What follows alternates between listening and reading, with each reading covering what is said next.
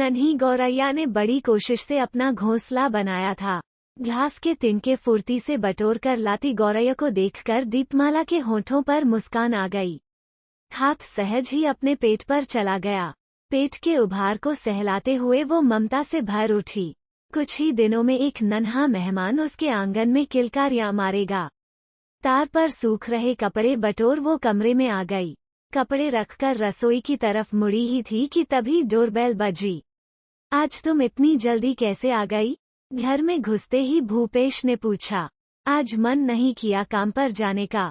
तबीयत कुछ ठीक नहीं है, दीपमाला ने जवाब दिया। दीपमाला इस आस से भूपेश के पास खड़ी रही कि तबीयत खराब होने की बात जानकर वो परेशान हो उठेगा। गले से लगाकर प्यार से उसका हाल पूछेगा, मगर बिना कुछ कहे सुने जब वो हाथ मुंह धोने बाथरूम में चला गया तो बुझी सी दीपमाला रसोई की ओर चल पड़ी। शादी के 4 साल बाद दीपमाला मां बनने जा रही थी।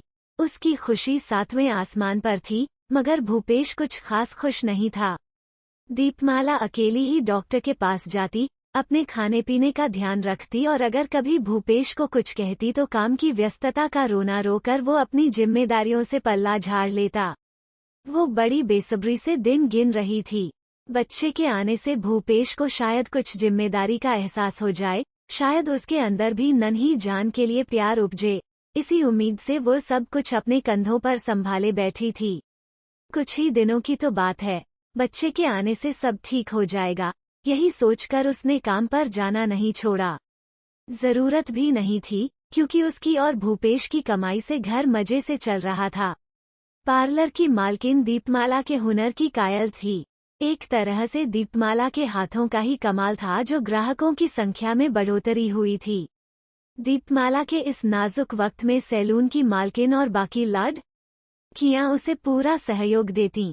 उसका जब कभी जी मिचलाता या तबीयत खराब लगती तो वो काम से छुट्टी ले लेती। एक प्राइवेट कंपनी में मैनेजर भूपेश स्वभाव से रूखा था। उसके अधीन 2-4 लोग काम करते थे। उसके ऑफिस में एक पोस्ट खाली थी, जिसके लिए विज्ञापन दिया गया था।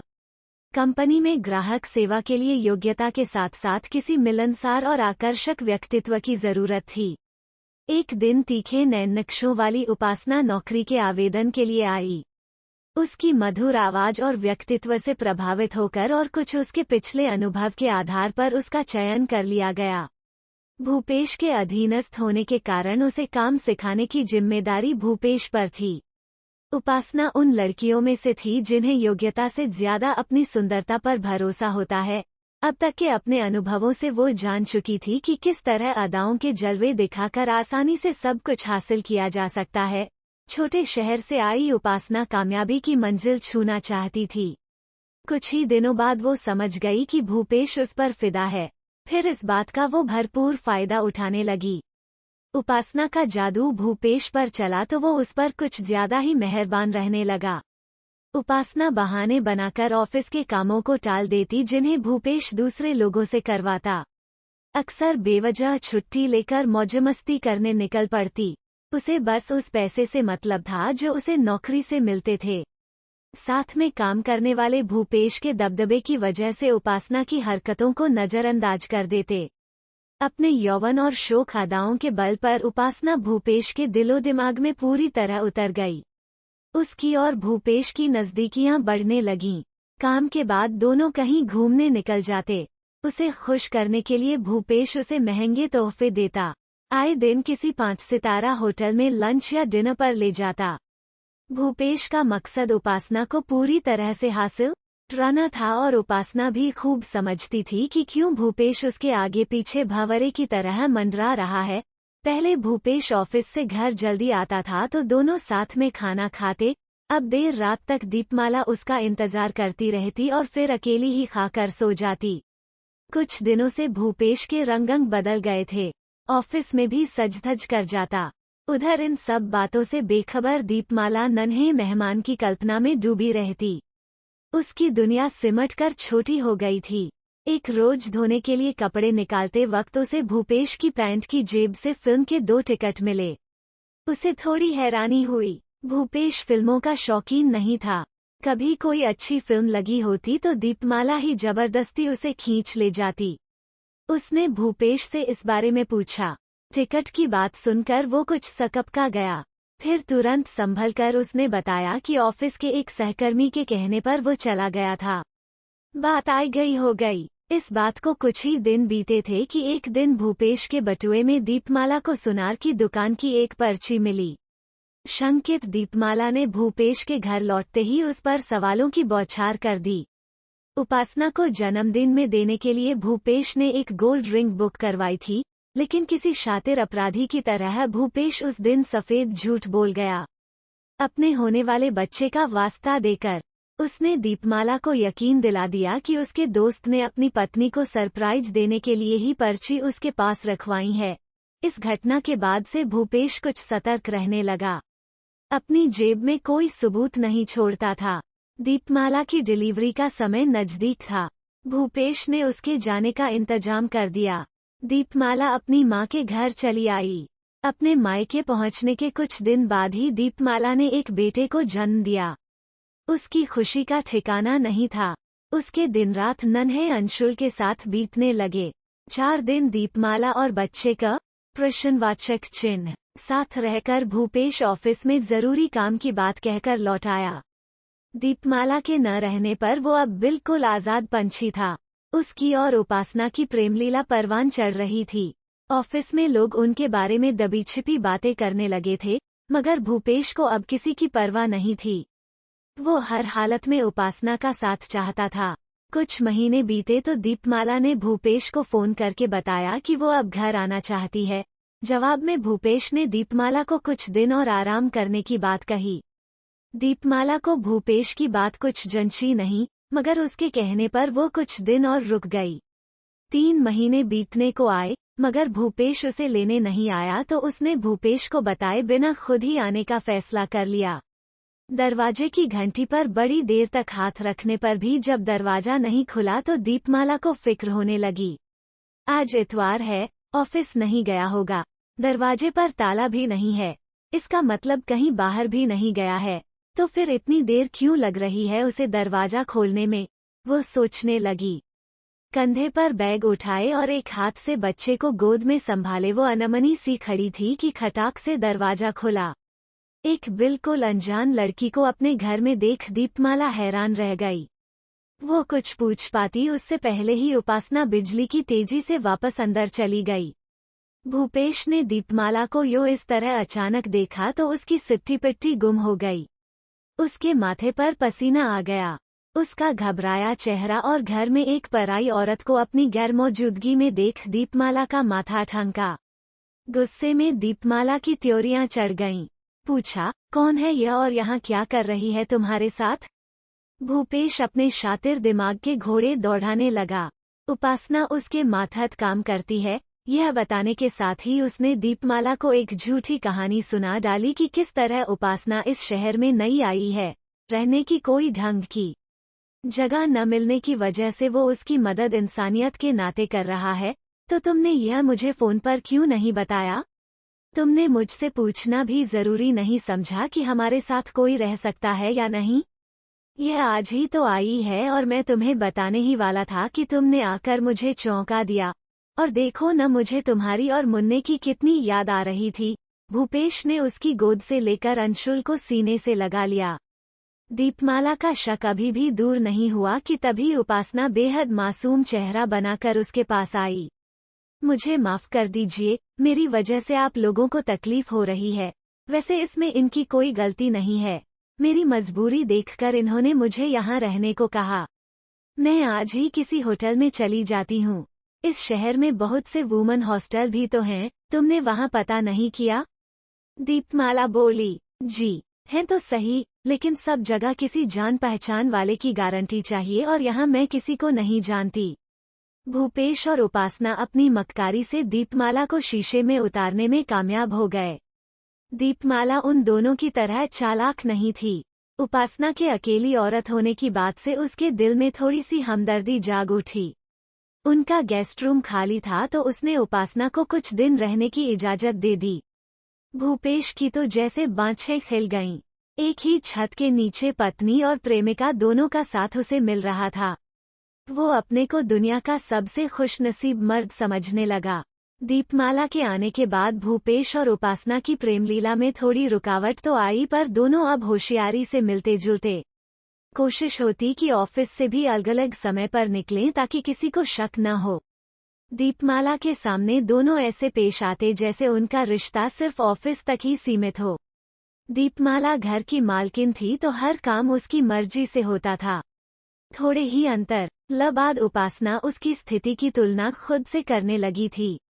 उसके तनमन पर भूपेश अपना हक जताता था, मगर उनका रिश्ता कानून और समाज की नजरों में नाजायज था। ऑफिस में वो सबके मनोरंजन का साधन थी, सब उससे चुहल भरे लहजे में बात करते, उनकी आंखों में उपासना को अपने लिए इज्जत कम और हवस ज्यादा दिखती थी। समाज में पत्नी का दर्जा क्या होता है, भूपेश और दीपमाला के साथ रहते हुए उसे इस बात का अंदाजा हो गया था। दीपमाला की जो जगह उस घर में थी वो जगह अब उपासना लेना चाहती थी। वो सोचने लगी आखिर कब तक वो भूपेश की खेलने की चीज बनकर रहेगी। कभी न कभी तो भूपेश इस खिलौने से ऊब जाएगा। उपासना को अब अपने भविष्य की चिंता होने लगी। भूपेश के पास ओहदा और पैसा दोनों थे। उसके साथ रहकर उपासना को अपना भविष्य सुनहरा लग रहा था।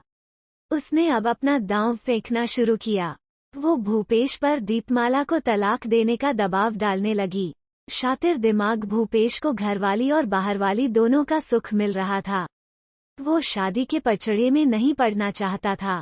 उसने उपासना को कई तरीकों से समझाने की कोशिश की तो वो जिद पर अड़ गई।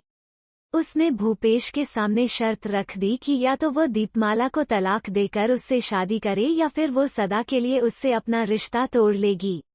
कंटीली चितवन और मदमस्त हुस्न की मालकिन उपासना को भूपेश कतई नहीं छोड़ना चाहता था। उसने उपासना से कुछ दिन की मोहलत मांगी।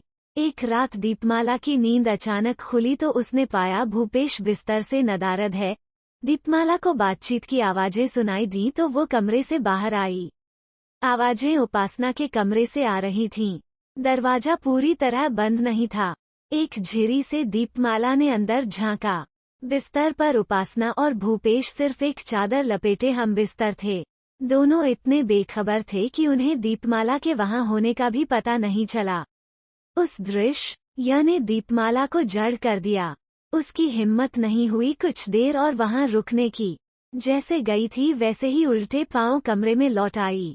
आंखों से लगातार आंसू बहते जा रहे थे। उसकी नाक के नीचे ये सब हो रहा था और वो बेखबर रही। वो यकीन नहीं कर पा रही थी कि इतना बड़ा विश्वासघात किया दोनों ने उसके साथ। दीपमाला के दिल में नफरत का ज्वार भाटा उछाल मार रहा था। उसके आंसू पोंछने वाला वहां कोई नहीं था। दिमाग में बहुत से विचार कुलबुलाने लगे। अगर अभी कमरे में जाकर दोनों को जलील करे तो उसका मन शांत हो और फिर वो हमेशा के लिए यह घर छोड़कर चली जाए। फिर उसे ख्याल आया कि वो क्यों अपना घर छोड़कर जाए। यहाँ से जाएगी तो उपासना जिसने उसके सुहाग पर डाका डाला। अपने सोते हुए बच्चे पर नजर डाल दीपमाला ने खुद को किसी तरह संयत किया और फिर एक फैसला ले लिया। दीपमाला को नींद में बेखबर समझ बड़ी देर बाद भूपेश अपने कमरे में लौट आया और चुपचाप बिस्तर पर लेट गया मानो कुछ हुआ ही नहीं। दूसरी सुबह जब उपासना ऑफिस के लिए निकली रही थी तभी दीपमाला ने उसका रास्ता रोक लिया। बोली, सुनो उपासना, अब तुम यहाँ नहीं रह सकती, इसलिए आज ही अपना सामान उठाकर चली जाओ। दीपमाला की आंखों में उसके लिए नफरत के शोले धधक रहे थे। यह क्या कह रही हो तुम? उपासना कहीं नहीं जाएगी, भूपेश ने बीच में आते हुए कहा। मैंने बोल दिया है, इसे जाना ही होगा। भूपेश की शह पाकर उपासना भूपेश के साथ खड़ी हो गई तो दीपमाला के तनबन में आग लग गई। एक तो चोरी ऊपर से सीना जोरी। उपासना की ढिठाई देखकर दीपमाला से रहा नहीं गया। गुस्से की ज्वाला में उबलती दीपमाला ने उपासना की बाह पकड़कर उसे लगभग धकेल दिया। तभी एक जोरदार तमाचा दीपमाला के गाल पर पड़ा। वो सन रह गई। एक दूसरी औरत के लिए भूपेश उस पर हाथ उठा सकता है, वो सोच भी नहीं सकती थी। उसकी आंखें भर आईं। पेश के रूप में एक अजनबी वहां खड़ा था, उसका पति नहीं। किसी जख्मी शेरनी सी गुर्रा कर दीपमाला बोली, सब समझती हूँ मैं। तुम इसे यहाँ क्यों रखना चाहते हो? कल रात अपनी आंखों से देख चुकी हूँ तुम दोनों की घिनौनी करतूत। मर्यादा की सारी हदें तोड़ते हुए भूपेश ने दीपमाला के सामने ही उपासना की कमर में हाथ डाल दिया और एक कुटिल मुस्कान उसके होठों पर आ गई। चलो अच्छा हुआ जो तुम सब जान गई, तो अब यह भी सुन लो मैं उपासना से शादी करने वाला हूँ और यह मेरा अंतिम फैसला है। दीपमाला अवाक रह गई। उसे यकीन हो गया भूपेश अपने होशोहवास में नहीं है। जो कुछ किया धरा है उपासना का किया है। तुम अपने होश में नहीं हो भूपेश, यह हम दोनों के बीच नहीं आ सकती। मैं तुम्हारी बीवी हूँ, तुम हम दोनों के बीच आ रही हो। मैं अब तुम्हारे साथ एक पल भी नहीं रहना चाहता। भूपेश ने बिना किसी लागलपेट के दो टूक जवाब दिया। दीपमाला अपने ही घर में अपराधी की तरह खड़ी थी। भूपेश और उपासना एक पलड़े में थे और उनका पलड़ा भारी था। जिस आदमी के साथ ब्याह कर वो इस घर में आई थी, वही अब उसका नहीं रहा तो उस घर में उसका हक ही क्या रह जाता है। बस बसाई गृहस्थी उजड़ चुकी थी। भूपेश ने जब तलाक का नोटिस भिजवाया तो दीपमाला की माँ और भाई का खून खौल उठा। वे किसी भी कीमत पर भूपेश को सबक सिखाना चाहते थे, जिसने दीपमाला की जिंदगी से खिलवाड़ किया। रह रह कर दीपमाला को वो थप्पड़ याद आता जो भूपेश ने उसे उपासना की खातिर मारा था। दीपमाला के दिल में भूपेश की याद तक मर चुकी थी। उसने ठंडे लहजे में घर वालों को समझा बुझा लिया और तलाकनामे पर हाँ की मुहर लगा दी। जिस रिश्ते की मौत हो चुकी थी उसे कफन पहनाना बाकी था। वक्त ने गम का बोझ कुछ कम किया तो दीपमाला अपने आपे में लौटी। अपने घर वालों पर मोहताज होने के बजाय उसने फिर से नौकरी करने का फैसला लिया। दीपमाला दिल कड़ा कर चुकी थी। नन्ही जान को अपनी माँ की देखरेख में छोड़ वो उसी शहर में चली आई, जिसने उसका सब कुछ छीन लिया था। सीने में धधकती आग लेकर दीपमाला ने अपने को काम के प्रति समर्पित कर दिया। जिंदगी की गाड़ी एक बार फिर पटरी पर आने लगी। ब्यूटी सैलून में उसके हाथों के हुनर के ग्राहक कायल थे। उसे अपने काम में महारत हासिल हो चुकी थी। कुछ समय बाद ही दीपमाला ने नौकरी छोड़ दी। अब वो खुद का काम शुरू करना चाहती थी। अपने बेटे की याद आते ही तड़प उठती।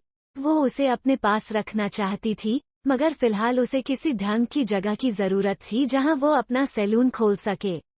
तलाक के बाद कोर्ट के आदेश पर दीपमाला को भूपेश से जो रुपए मिले उनमें अपनी कुछ जमा पूंजी मिलाकर उसके पास इतना पैसा हो गया कि वो अपना सपना पूरा कर सकती थी। अपने सैलून के लिए जगह तलाश करने की दौड़-धूप में उसकी मुलाकात प्रॉपर्टी डीलर अमित से हुई, जिसने दीपमाला को शहर के कुछ इलाकों में कुछ जगहें दिखाईं। असमंजस में पड़ी दीपमाला जब कुछ तय नहीं कर पाई तो अमित ने खुद ही उसकी परेशानी दूर करते हुए एक अच्छी रिहायशी जगह में उसे जगह दिलवा दी। अपना कमीशन भी थोड़ा कम कर दिया तो दीपमाला अमित की एहसानमंद हो गई। अमित के प्रॉपर्टी डीलिंग के ऑफिस के पास ही दीपमाला का सैलून खुल गया। आते जाते दोनों की अक्सर मुलाकात हो जाती। कुछ समय बाद उनका साथ उठना बैठना भी हो गया। अमित दीपमाला के अतीत से वाकिफ था, बावजूद इसके वो कभी भूल से भी दीपमाला को पुरानी बातें याद नहीं करने देता। उसकी हमदर्दी भरी बातें दीपमाला के टूटे मन को सुकून देती। जिंदगी ने मानो हंसने मुस्कुराने का बहाना दे दिया था। दोस्ती कुछ गहरी है तो दोनों की शामें साथ गुजरने लगीं। शहर में अकेली रह रही दीपमाला पर कोई बंदिश नहीं थी। वो जब चाहती तब अमित की बाहों में चली आती। एक सुहानी शाम दीपमाला की गोद में सिर रखकर उसके महकते आंचल से आंखें मूंदे लेटे अमित से दीपमाला ने पूछा, अमित हम कब तक यूं ही मिलते रहेंगे? क्या कोई भविष्य है इस रिश्ते का? रोमानी ख्यालों में डूबा अमित एकाएक पूछे गए इस सवाल से चौंक गया। बोला, जब तक तुम चाहो दीप, मैं हमेशा तुम्हारे साथ रहूंगा। दीपमाला खुद तय नहीं कर पा रही थी कि इस रिश्ते का कोई अंजाम भी है या नहीं। किसी की प्रेमिका बनकर प्यार का मीठा फल चखने में उसे आनंद आने लगा था, पर यह साथ न जाने कब छूट जाए, इस बात से उसका दिल डरता था। जब अमित ने उसे बताया कि उसके घर वाले पुराने विचारों के हैं तो दीपमाला को यकीन हो गया कि उसके तलाकशुदा होने की बात जानकर वे अमित के साथ उसकी शादी को कभी स्वीकार नहीं करेंगे। आने वाले कल का डर मन में छिपा था, मगर अपने वर्तमान में वो अमित के साथ खुश थी। अमित की बाइक पर उसके साथ सट कर बैठी दीपमाला को एक दिन जब भूपेश ने बाजार में देखा तो वो नाग की तरह फुफकार उठा। दीपमाला अब उसकी पत्नी नहीं थी। यह बात जानते हुए भी दीपमाला का किसी और मर्द के साथ इस तरह घूमना फिरना उसे नागवार गुजरा। उसकी कुंठित मानसिकता यह बात हजम नहीं कर पा रही थी कि उसकी छोड़ी हुई औरत किसी और मर्द के साथ गुलछर्रे उड़ाए। घर आकर भूपेश बहुत देर तक उत्तेजित होता रहा। दीपमाला उस आदमी के साथ कितनी खुश लग रही थी, उसे यह बात रह कर दंश मार रही थी। उपासना से शादी करके उसके अहम को संतुष्टि तो मिली, लेकिन उपासना दीपमाला नहीं थी। शादी के बाद भी उपासना पत्नी न होकर प्रेमिका की तरह रहती थी।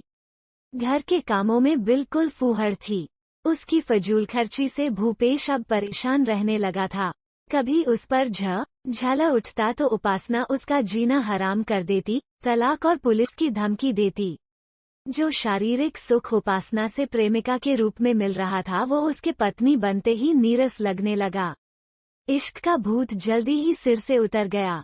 दीपमाला के साथ शादी के शुरुआती दिनों की कल्पना करके भूपेश के मन में बहुत से विचार आने लगे। वो एक बार फिर दीपमाला के संग के लिए उत्सुक होने लगा। खाने की थाली की तरह जिस्म की भूख भी स्वाद बदलना चाहती थी। किसी तरह दीपमाला के घर और सैलून का पता लगाकर एक दिन वो दीपमाला के फ्लैट पर आ धमका। एक अरसे बाद अचानक उसे सामने देख दीपमाला चौंक उठी कि भूपेश को आखिर उसका पता कैसे मिला और अब यहाँ क्या करने आया है। कैसी हो दीपमाला? बिल्कुल बदल गई हो, पहचान में ही नहीं आ रही। भूपेश ने उसे भरपूर नजरों से घूरा। दीपमाला संजय संवर कर रहती थी ताकि उसके सैलून में ग्राहकों का आना बना रहे। अब वो आधुनिक फैशन के कपड़े भी पहनने लगी थी। सलीके से कटे बाल और आत्मनिर्भरता के भाव उसके चेहरे की रौनक बढ़ा रहे थे। उसका रंगरूप भी पहले की तुलना में निखर आया था। कांच के मानिंद टूटे दिल के टुकड़े बटोरते उसके हाथ लहूलुहान भी हुए थे, मगर उसने अपनी हिम्मत कभी नहीं टूटने दी। वो अब जीवन की हर मुश्किल का सामना कर सकती थी, तो फिर भूपेश क्या चीज थी? किस काम से आए हो? उसने बेहद उपेक्षा भरे लहजे में पूछा। उसकी बेखौफी देख भूपेश जलभुन गया, लेकिन फौरन उसने पलटवार किया। मैं अपने बेटे से मिलने आया हूँ। तुमने मुझे मेरे ही बेटे से अलग कर दिया है। आज अचानक तुम्हें बेटे पर प्यार कैसे आ गया? इतने दिनों में तो एक बार भी खबर नहीं ली उसकी। एक व्यंग्य भरी मुस्कुराहट दीपमाला के अधरों पर आ गई। तुम्हें क्या लगता है मैं अंशुल से प्यार नहीं करता? बाप हूँ उसका, जितना हक तुम्हारा है उतना मेरा भी है। तो तुम अब हक जताने आए हो? कानून ने तुम्हें बेशक हक दिया है, मगर वो मेरा बेटा है, दीपमाला ने कहा। बेटे से मिलना बस एक बहाना था भूपेश के लिए। उसे तो दीपमाला के साथ की प्यास थी। बोला, सुनो दीपमाला, मैं तुम्हारा गुनाहगार हूँ। मुझसे बहुत बड़ी गलती हो गई, हो सके तो मुझे माफ कर दो। भूपेश के तेवर अचानक नर्म पड़ गए। उसने दीपमाला का हाथ पकड़ लिया। तभी एक झन्नाटेदार तमाचा भूपेश के गाल पर पड़ा। दीपमाला ने बिजली की फुर्ती से फौरन। भूपेश का चेहरा तमतमा गया। इस खातिरदारी की तो उसे उम्मीद ही नहीं थी। वो कुछ बोलता उससे पहले ही दीपमाला गुर्राई। आज के बाद दोबारा मुझे छूने की हिम्मत की तो अंजाम इससे भी बुरा होगा। यह मत भूलो कि तुम अब मेरे पति नहीं हो और एक गैर मर्द मेरा हाथ इस तरह नहीं पकड़ सकता, समझे तुम? अब दफा हो जाओ यहाँ से। उसे एक भद्दी सी गाली देकर भूपेश बोला, सती सावित्री बनने का नाटक कर रही हो। किस किस के साथ ऐशी करती हो सब जानता हूँ। अगर उनके साथ तुम खुश रह सकती हो तो मुझमें क्या कमी है? मैं अगर चाहूँ तो तुम्हारी इज्जत सारे शहर में उछाल सकता हूँ।